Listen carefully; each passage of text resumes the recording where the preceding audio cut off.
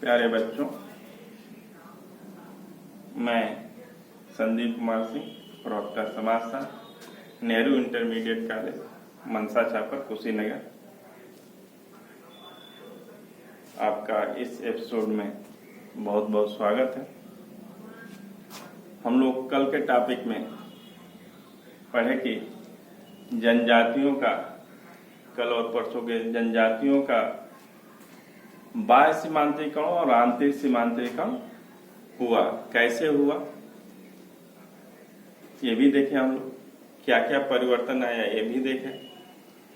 आज हम लोग देखेंगे कि जनजातियों का जो सीमांतीकरण हुआ किस कारण हुआ, इसके बारे में हम लोग चर्चा करेंगे।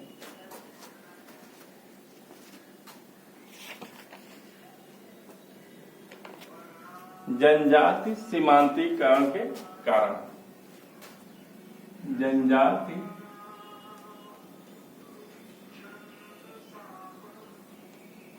सीमांतीकरण,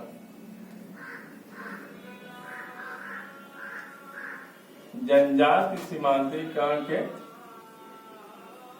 कारण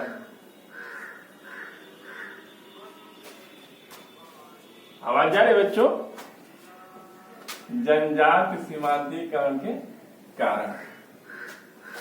तो जनजाति सीमांतीकरण के कारण, जैसे कि आप लोगों को बतलाया मैंने कि आंतरिक सीमांतीकरण उनके जो पारिवारिक संरचना, उसके जो विवाह की संरचना में, उनकी गोत्र व्यवस्था में या उनके संस्कृति में जो बदलाव आए उसके बारे में चर्चा हुआ।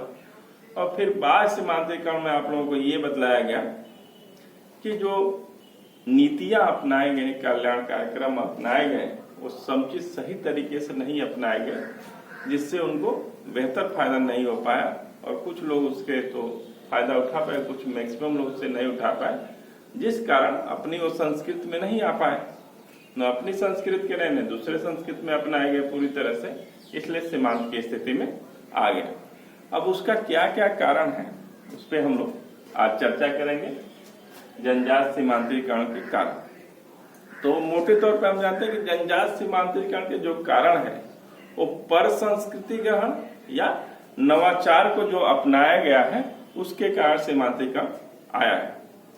क्योंकि जैसे आप कहेंगे, जब जनजाति सभ्य समाज के संपर्क में नहीं थे, अपने परंपरागत रूप से थे, तो मूल रूप से प्रकृति पे आश्रित थे और जैसा कल्चर था उसके अनुरूप वो ढले हुए थे और उसमें खुश थे, खुशहाल जीवन व्यतीत कर रहे थे। बाकी सभ्य समाज के जब संपर्क में आए, नवाचारों को जाना, उसको अपनाए, तो उनकी संस्कृति में बहुत सारे क्षरण हुए, जिससे उनके सांस्कृतिक व्यवस्था में बहुत सारे अंतर आए और बहुत लोग तो ऊपर गए, बाकी बहुत लोग सीमांत की स्थिति में आ गए। तो पहला उसमें लिया जाएगा धर्म परिवर्तन। धर्म परिवर्तन, चूंकि जनजाति के लोग या तो जब बाहर के लोग उनके संपर्क में आए या वो खुद बाहर के लोग में संपर्क में आए, तो या तो वो हिंदू धर्म में परिवर्तित हुए या संस्कृत या ईसाई धर्म को अपनाए। तो ईसाई धर्म को अपनाए तो उनकी जो सांस्कृतिक व्यवस्था थी,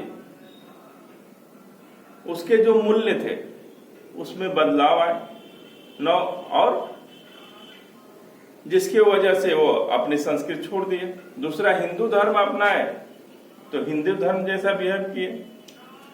फिर इन अपनाने से हिंदू धर्म में आए तो हिंदू धर्म के लोग भी उनको पूरी तरह से एक्सेप्ट नहीं किए। उसी वैसे ही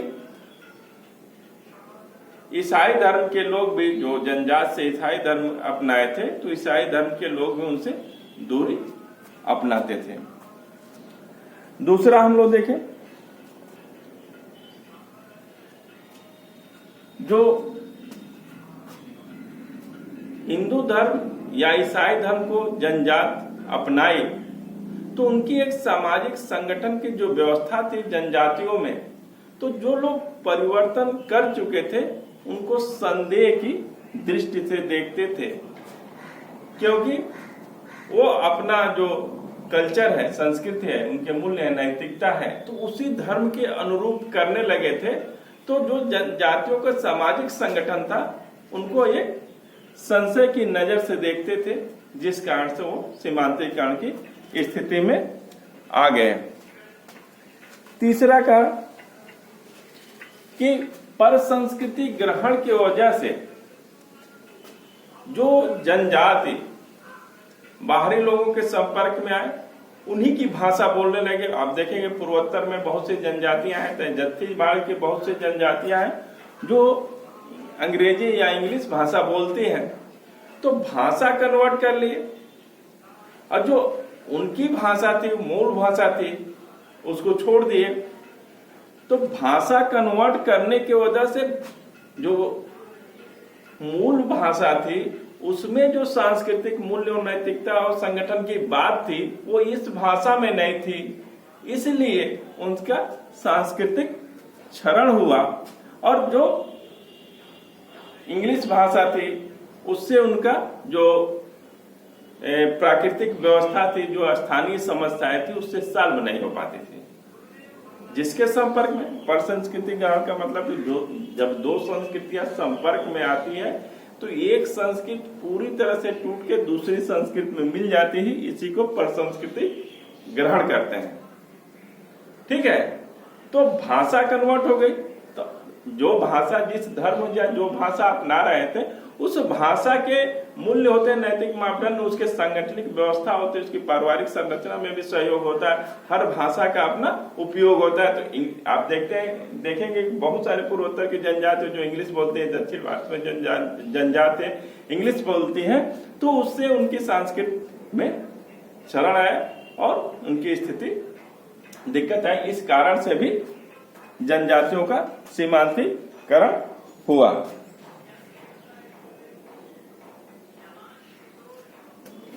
फिर अगला देखा जाए तो जनजाति, जैसे सभ्य समाज के संपर्क में आई तो जनजाति की अपनी एक जादू व्यवस्था होती है, विश्वास की व्यवस्था होती है। तो जादू के द्वारा, वो जादू उनके लिए फायदा है कि जादू के द्वारा वो बीमारियों पे सॉल्व करते थे कि इस बीमारी का ये जादू है। तो चूंकि वो सारी चीजें थे वो स्थानीय थे या प्राकृतिक थे, उससे उसका जुड़ाव था, उस आधार पर उस बीमारी का इलाज चल रहा था। बाकी जब सभ्य समाज के संपर्क में आए तो जादू से संबंधित जो व्यवस्थाएं थी उसको छोड़ दिए, क्योंकि जब सभ्य समाज में आए तो यहाँ पे सभ्य समाज में जादू की कोई बात नहीं चलती, यहाँ वैज्ञानिक बात चलती है, तो उसको छोड़ दिए या उसको तिरस्कार की भावना से देखने लगे। तो ये भी एक कारण है या ये भी एक कारण बन रहा है सीमांतीकरण का। जैसे अगर हिंदू समाज में तांबे के लोटे से पानी पीना है तो उसका एक मीन्स है, ये नहीं कि हिंदू व्यवस्था है कि तांबे के पानी बोलते हैं आप क्या लोटे से अगर पानी पी रहे हैं, तांबे के बर्तन से आप पानी पी रहे हैं तो उसमें पानी शुद्ध होता है, इसलिए उसका जुड़ाव है उससे। आप जल देते हैं तो भी तांबे के बर्तन से दिया जाता है तो उसका पानी शुद्ध होता है, इसलिए कहा जाता है। हर भाषा का या हर धर्म में जो लगाव है वो कहीं न कहीं साइंटिफिक है। आप दूसरे धर्म को अपना रहे, पूरी तरह से समझ नहीं पा रहे हैं और अपना ले रहे हैं।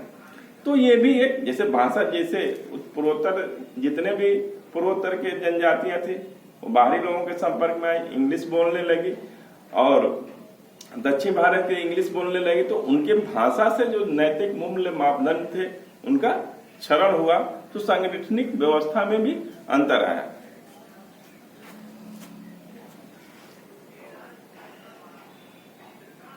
पर संस्कृति ग्रहण की वजह से पश्चिम बंगाल की जो जनजात थी, राजवंशी जनजात थी, वो हिंदू धर्म को स्वीकार कर ली, जिसके वजह से हिंदू धर्म में अब राजवंशी वो जनजात थे, अब हिंदू धर्म को स्वीकार की।